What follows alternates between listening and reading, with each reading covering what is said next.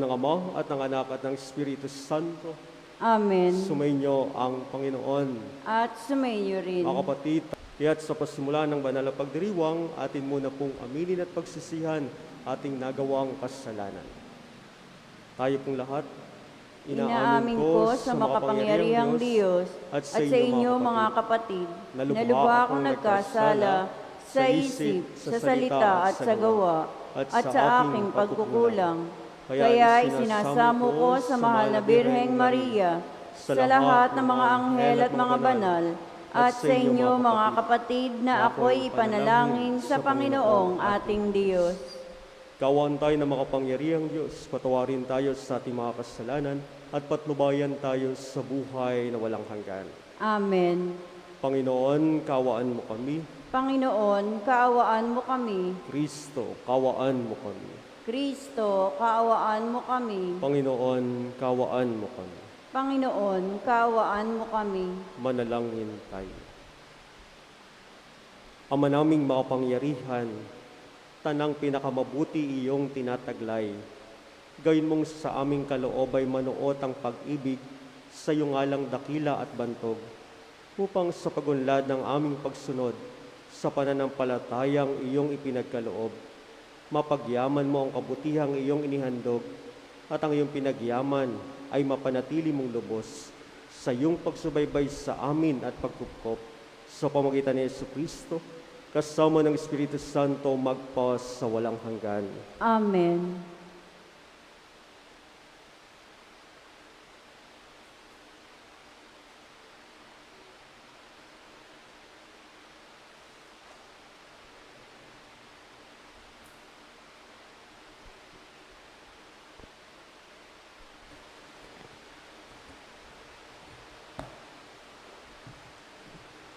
Ang salita ng Diyos mula sa unang sulat ni Apostol San Pablo sa mga taga-Korinto.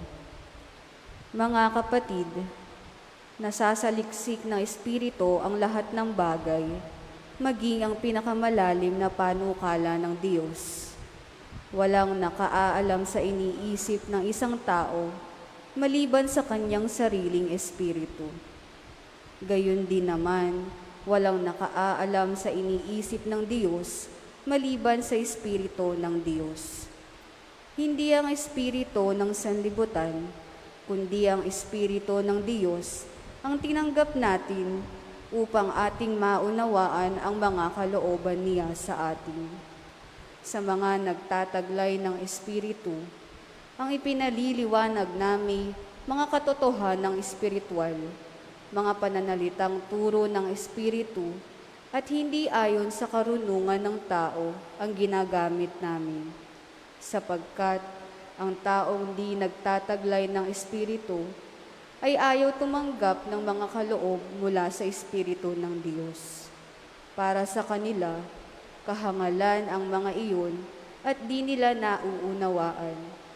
Sapagkat ang mga bagay na espiritual ay mauunawaan lamang sa paraang espiritual. Nauunawaan ng taong nagtataglay ng Espiritu ang kahalagahan ng bawat bagay, ngunit walang nakauunawa sa Kanya. Ganito ang nasasaad ng kasulatan. Sino ang nakaaalam ng pag-iisip ng Panginoon? Sino ang makapagpapayo sa Kanya? Ngunit ang pag-iisip ni Kristo'y taglay natin. Ang salita ng Diyos. Salamat sa Diyos. Matuwid ang poong dakila sa lahat ng kanyang gawa. Matuwid ang poong dakila sa lahat ng kanyang gawa. Ang Panginoong Diyos ay puspos ng pag-ibig at lipos ng habag. Banayad magalit, ang pag-ibig niya'y hindi kumukupas. Siya ang mabuti, kahit kanino'y hindi nagtatangi, sa kanyang nilikha ang pagtingin niya ay namamalagi. Matuwid ang poong dakila sa lahat ng kanyang gawa. Magpupuring lahat sa iyo, O Panginoon. Ang iyong nilalang lahat mong nilikha ay pupurihin ka't pasasalamatan. Babanggitin nilang tunay na dakila ang iyong kaharian at ibabalitang tunay kang dakila't makapangyarihan. Matuwid ang poong dakila sa lahat ng kanyang gawa. Dakila mong gaway upang matalastas ng lahat ng tao. Mababatid nila ang kadakilaan ng paghahari mo. Ang paghahari mo'y sadyang walang hanggan, hindi magbabago. Matuwid ang poong dakila sa lahat ng kanyang gawa. Di ka bibiguin sa mga pangako pagkat ang Diyos ay tapat. Ang kanyang ginawa kahit ano ito ay mabuting lahat. Siya'y tumutulong sa lahat ng tao na may suliranin. Yaong inaapi, inaalis niya sa pagkagupiling. Matuwid ang poong dakila sa lahat ng kanyang gawa.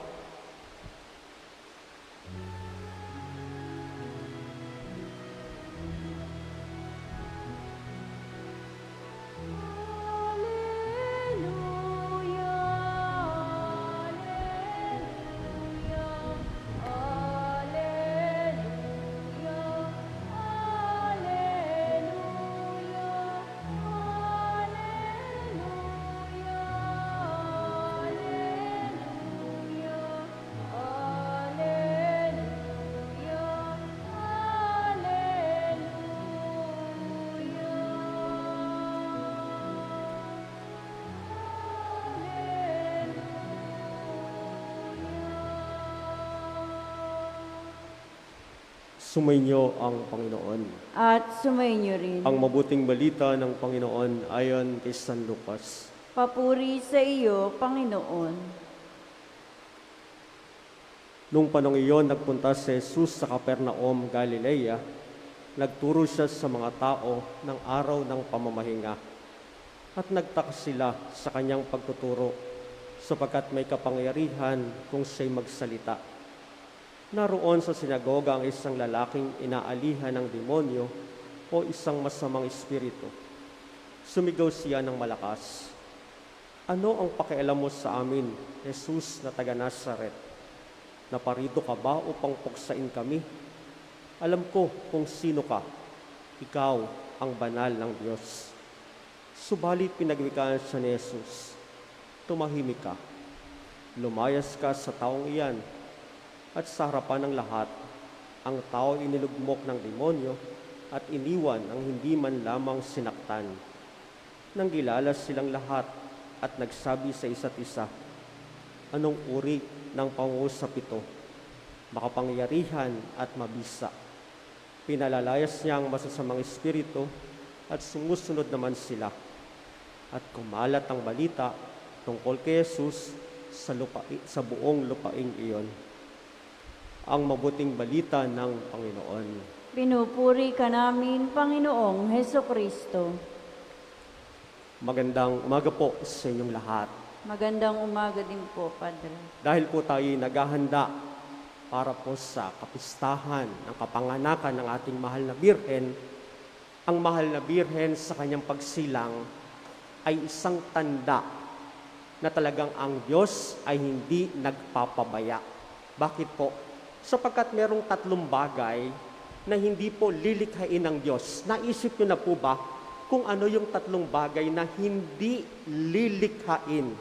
Hindi man lang sumagi sa isip ito ng Diyos. At ano yon? Kasalanan, kahirapan, at kamatayan. Ang Diyos ay Diyos na mabuti, kaya't hindi niya lilikhain na magkasala ang tao.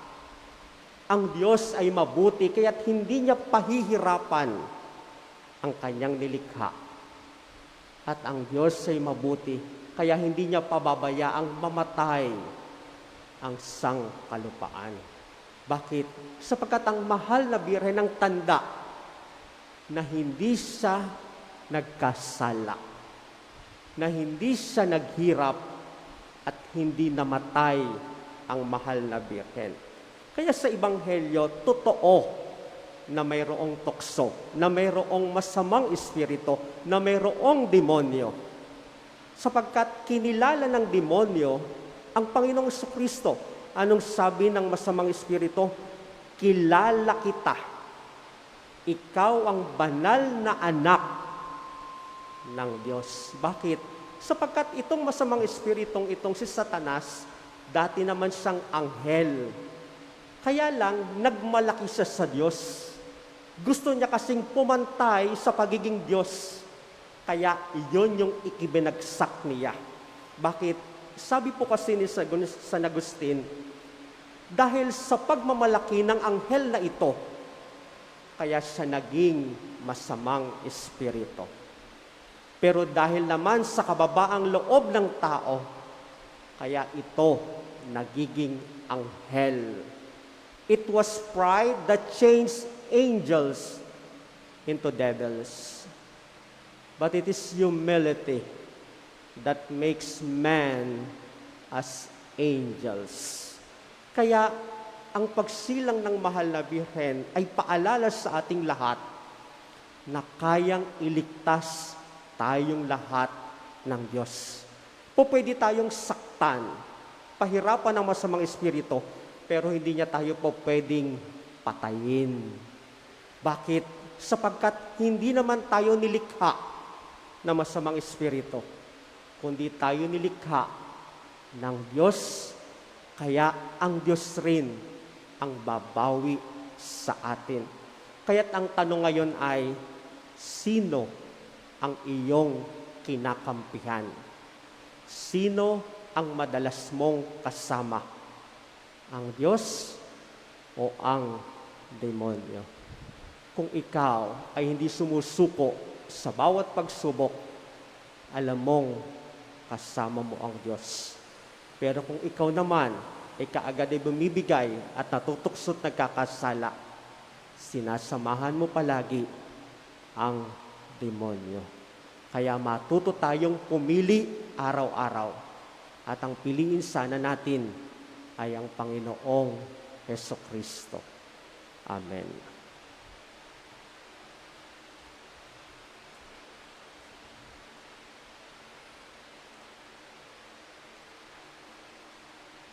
Magsitayo pong lahat. Sa pamagitan ng Ebanghelyo, nagsasalita si Kristo sa atin ng mga wikang may walang hanggang kapangyarihan at mga gawang mapaghimalang makapagpapagaling. Sa pamagitan niya, manalangin tayo ng may pananalig ating sambitin, iisang banal ng Diyos, basbasan mo kami. Iisang banal ng Diyos, basbasan mo kami. Ang simbahan, naway patuloy na ituro ang katotohanan ni Kristo at tuligsain ang mga kasamaan sa ating panahon. Manalangin tayo sa Panginoon. Iisang banal ng Diyos, basbasan mo kami. Ang mga pinuno ng mundo, naway itaguyod ang kabutihan sa kani-kanilang gobyerno at maging masidhi sila sa pagpuksa ng kasamaan sa kanilang mga lipunan na kanilang sinumpaang paglingkuran. Manalangin tayo sa Panginoon. Iisang banal ng Diyos, basbasan mo kami. Tayo naway hindi manghinawa sa ating pananalangin upang hindi manaig ang masasamang espiritu sa ating buhay. Manalangin tayo sa Panginoon. Iisang banal ng Diyos, basbasan mo kami. Ang mga may sakit at mga nagdurusa, naway mapalaya sa kanilang mga paghihirap, manalangin tayo sa Panginoon. Iisang banal ng Diyos, basbasan mo kami. Ang mga tapat na yumao, naway masiyahan sa pagsikat ng liwanag ng buhay na walang hanggan, manalangin tayo sa Panginoon. Iisang banal ng Diyos, basbasan mo kami.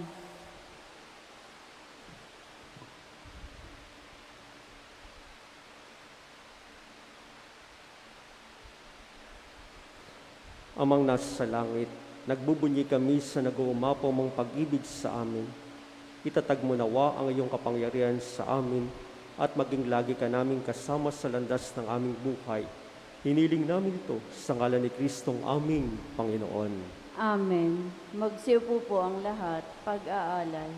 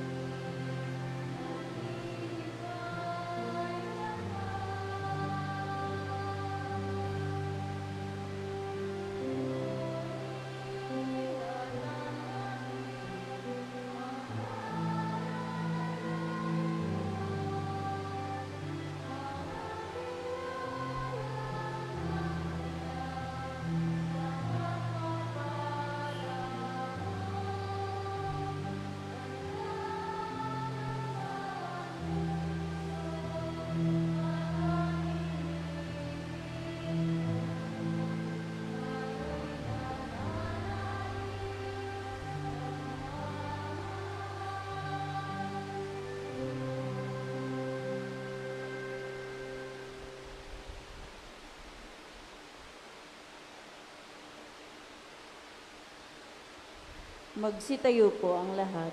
Manalangin kayo mga kapatid upang ang pagay natin ay kalugdan ng Diyos sa mga makapangyarihan. Tanggapin nawa ng Panginoon itong paghahain sa iyong mga kamay, sa kapurihan niya at karangalan sa ating kapakinabangan at sa buong sambayanan niyang banal. Ama naming lumikha, ang banal na paghahain ay lagi nawang magdulot na iyong pagbabasbas na sa amin tumutubos, upang ang ginaganap mo sa aming banal na pagdiriwang ay maging lubos na pagkakaloob ng iyong walang hanggang pagmamahal. Sa pamagitan ni Jesucristo, kasama ng Espiritu Santo magpas sa walang hanggan. Amen. Sumainyo ang Panginoon. At sumayo rin. Taas sa Diyos ang inyong puso at diwa. Itinaas na namin sa Panginoon. Pasalamatan natin ang Panginoong ating Diyos. Marapat na siya ay pasalamatan. Ama naming makapangyarihan, tunay ngang marapat na kay aming pasalamatan. Nasa iyong aming buhay, pagkilos at pag-iral.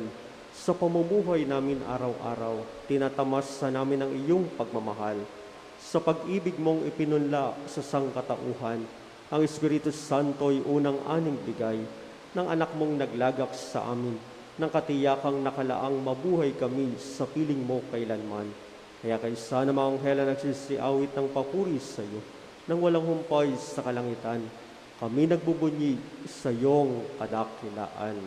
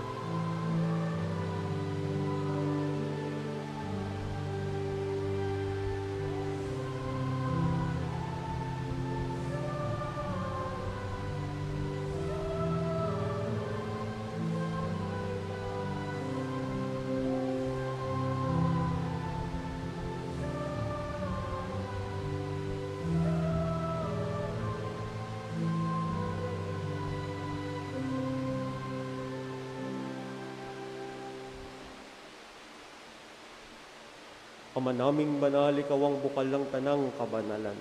Kaya sa pamagitan ng iyong Espiritu, yun mong banal ang mga kaloob na ito, upang para sa amin maging katawan at dugo ng aming Panginoong Jesucristo.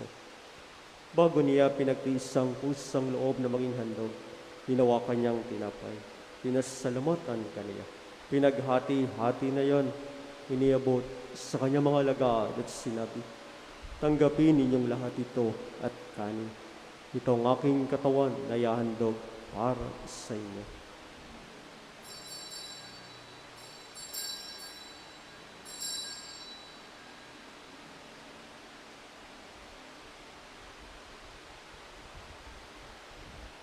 Gayun din naman nung matapos ang hapunan, ninawakan niya ang kalis. Muli kanyang pinasalamatan. Inabot niya ang kalis sa kanyang mga alagad at sinabi, tanggapin ninyong lahat ito at inumin. Ito ang kalis ng aking dugo, ng bago at walang hanggang tipan. Ang aking dugo na ibubuhos para sa inyo at para sa lahat, sa ikapagpapatawad ng mga kasalanan.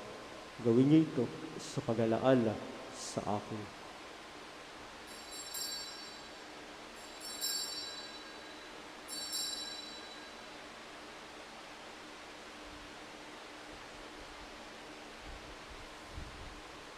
Ang misteryo ng pananampalataya.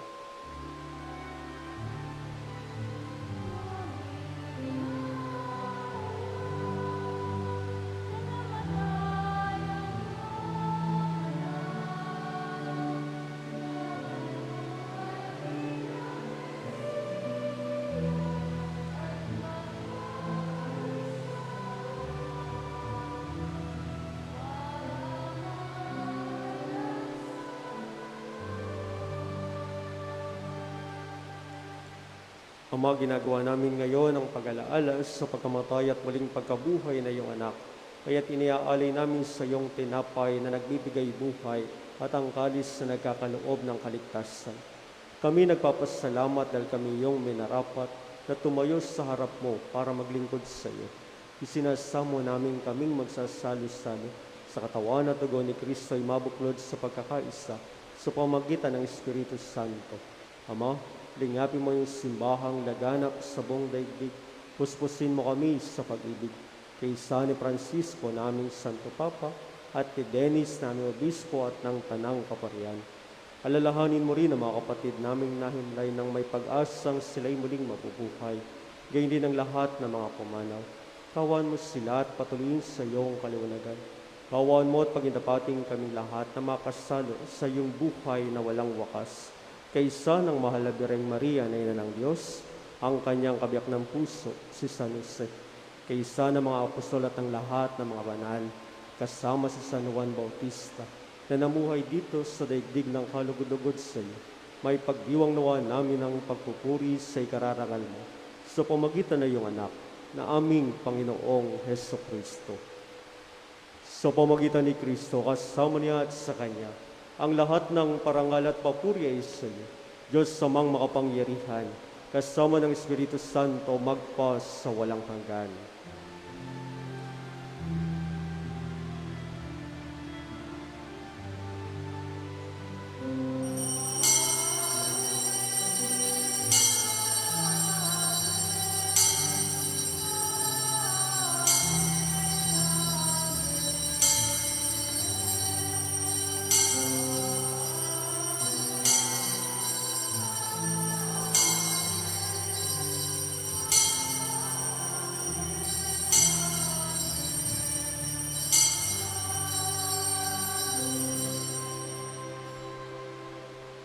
Bilang nagkakaisang bayan sa aral ng panampalataya, awitin natin ang Ama namin.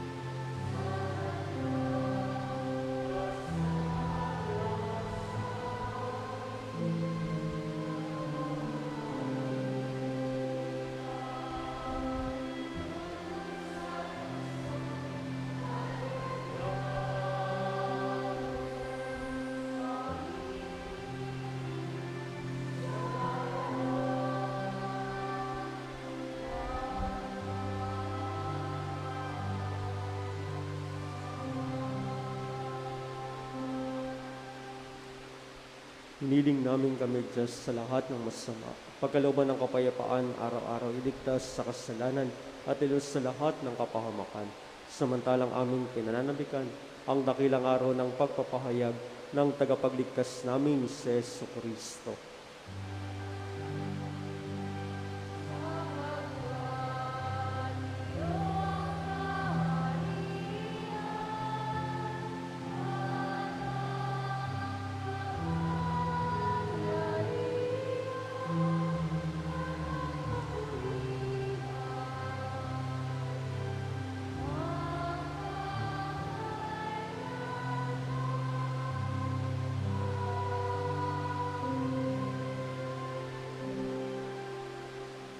Panginoong Kristo, sinabi mo sa iyong mga apostol, kapayapaan ang iniwan ko sa inyo, ang aking kapayapaan ang ibinibigay ko sa inyo.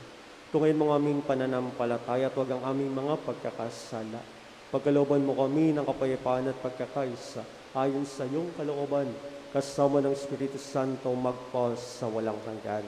Amen. Ang kapayapaan ng Panginoon naway laging sumainyo. At sumainyo rin. Bilang magkakapatid, bahagi natin si Kristo ang kanyang pag-ibig at kapayapaan sa bawat isa. Kapayapaan po sa lahat. Peace be with you.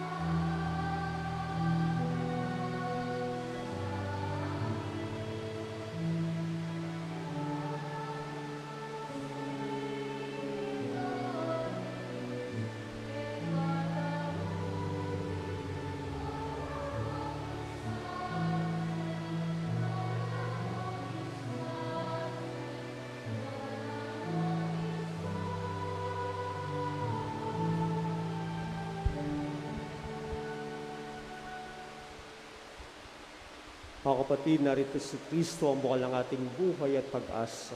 Kaya't mapapalad tayong lahat ay nanyayahan sa kanyang banal na piling. Panginoon, hindi ako karapat-dapat magpatuloy sa iyo, ngunit sa isang salita mo lamang ay gagaling na ako.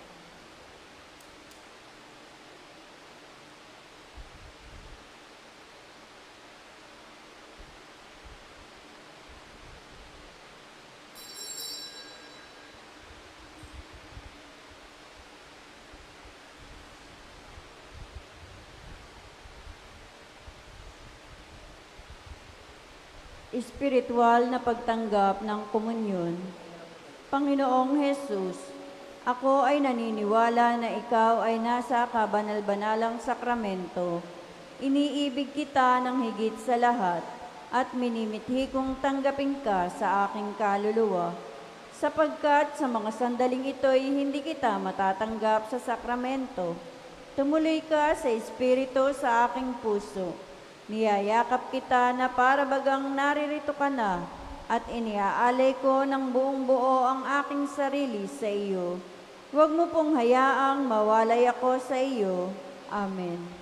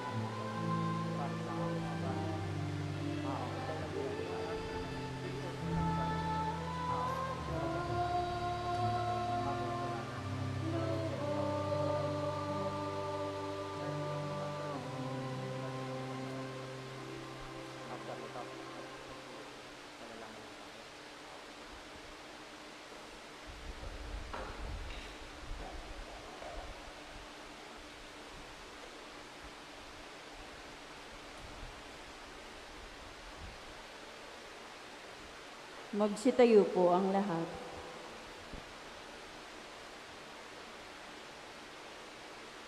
Manalangin tayo. Ama naming mapagmahal, kaming nagsalos-salos sa pagkain mong bigay, ay umihiling ng lakas mong inilalaan upang ang kagandahang loob namin madagdagan sa paglilingkod namin sa iyong kadakilaan na nagpapaalab sa pag-ibig namin sa kapwa-tao sa pamagitan ni Jesucristo, kasama ng Espiritu Santo magpas sa walang hanggan. Amen. Sumainyo ang Panginoon. At sumayo rin. At kayong lahat ay patuloy na pagpalain ng makapangyarihang Diyos, Ama, at Anak, at Espiritu Santo. Amen. Humayo kayong taglayang pag-ibig at kabutihan ng Diyos. Salamat sa Diyos. Diyos. Papurihan natin ang Panginoon.